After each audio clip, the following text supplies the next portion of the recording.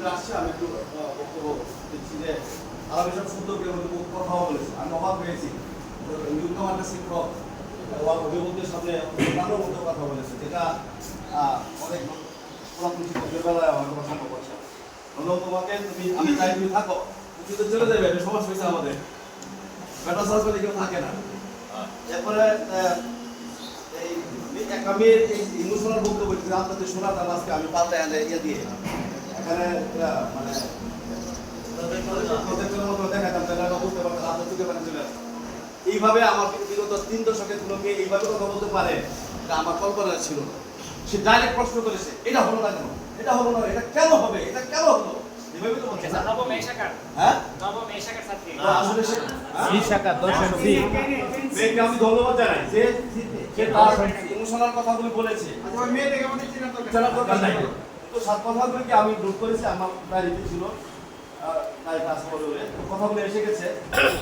অভিভাবকরা যে কথাগুলি বলেছে ওইগুলো অলরেডি আমরা হাত দিয়েছি। যেমন আলাম যেটা বলছে যে বিকল্প আরো ঘন ঘন করে, অবশ্যই আমরা ঘন ঘনই ওদেরকে ডাকবো ইনশাআল্লাহ, টাইম আরো ডাকবো। আর উপস্থিতি বেড়েছে, ধন্যবাদ এটার জন্য। অভিভাবকদেরকে নিয়েই আমাদের পথ চলা, এবং এটা কারিকুলামের অংশ। আর আবহাওয়াটা বই ছিল স্বাভাবিক, তারও বই হলো, কিন্তু ওই বিকালে ওই সময়টা আর ছিল, ওই সময়টা বৃষ্টি ছিল না, এবং ইচ্ছা করলে অভিভাবকদের আন্তরিক থাকলে অবশ্যই আসতে পারবে। ক্লাস টিচাররা এই ব্যাপারে অবশ্যই আরো সচেতন হবে।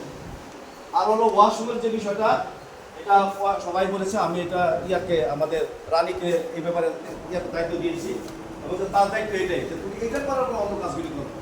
আমার ওই বিল্ডিংয়ে যে ওয়াশ ব্লক চমৎকার সুন্দর, কিন্তু আমি নিজে গিয়ে দেখছি, এটা ওখানে একটু পাইপ দিয়ে পানি দিয়ে দিলে হয়ে যায়, এটা তো অবস্থা লাগে চমৎকার ওয়াশ ব্লক, এটা অনেক স্কুলে নাই। আর ব্যবহারিক ক্লাসের ব্যাপারে আপনারা অবাক হবেন যে ফিজিক্স কেমিস্ট্রি, শুধু কেমিস্ট্রির ল্যাবটা চালু ছিল, আর ফিজিক্স আর হলো জীব লাইব্রেরি এত ময়লা আবর্জনা জমেছিল যে মানে এটা যারা পরিষ্কার করছে তারাই কর্মচারীরা পর্যন্ত আধা ঘন্টা কাজ করে দূরে আবার চলে আসে। আমি ঘাম ধরে গেছি আমার শরীর দিয়ে।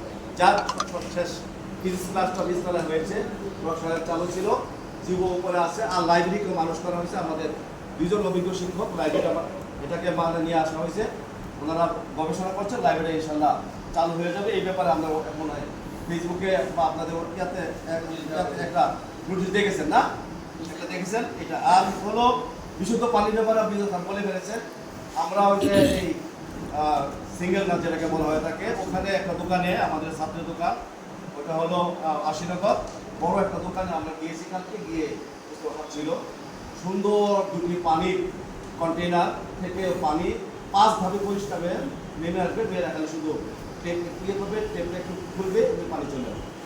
ওইটা ইলেকট্রিক্যাল একটা আছে, নন ইলেকট্রিক্যাল। ইলেকট্রিক্যালে 70,000 টাকা লাগে, আর নন ইলেকট্রিক্যাল 30-32,000 টাকায় হয়ে যায়। তো আমরা 5 ধাপে পানিটা পরিষ্কার হয়ে আসছে, ইলেকট্রিক্যাল গেলাম না, ওখানে আবার রিক্স আছে। আমরা ওই বিল্ডিং একটা দিব, এই বিল্ডিং একটা দিব, তাহলে আমরা পিওর পানি পাই। 5 ধাপে পানিটা পিউরিফিকেশন হয়ে গেলে এই পানিটা।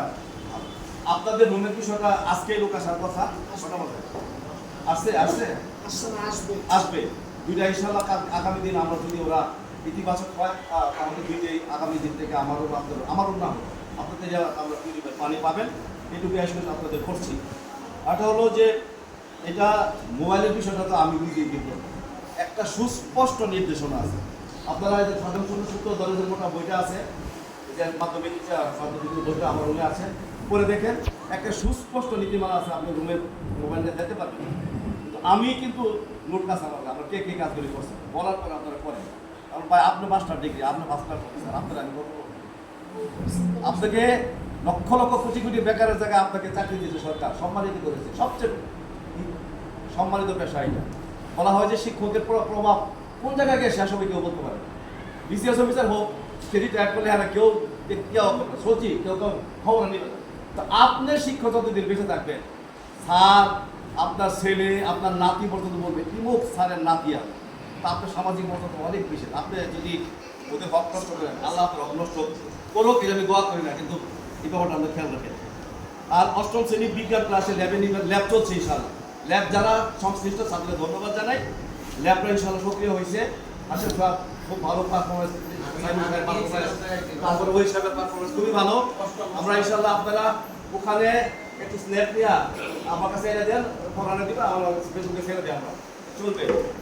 এই যে ঢাকা স্কুলটা, কলেজটা সবচেয়ে ভালো, নটরডেম কলেজে সবচেয়ে ভালো করার অন্যতম পয়েন্টটাই কিন্তু হলো ওরা ল্যাবে নিয়ে যায়।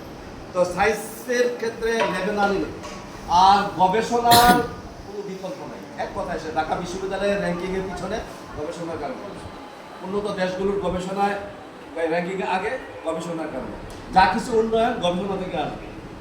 আপনাদের স্কুলের ছাত্রীদের মেধার ব্যাপারে আমার মনে হয় আপনাদের আর সন্দেহ থাকার কোনো দরকার নেই। এই মেধা কিন্তু অনেক ভালো, সুতরাং আপনারা এই জায়গাতে যান।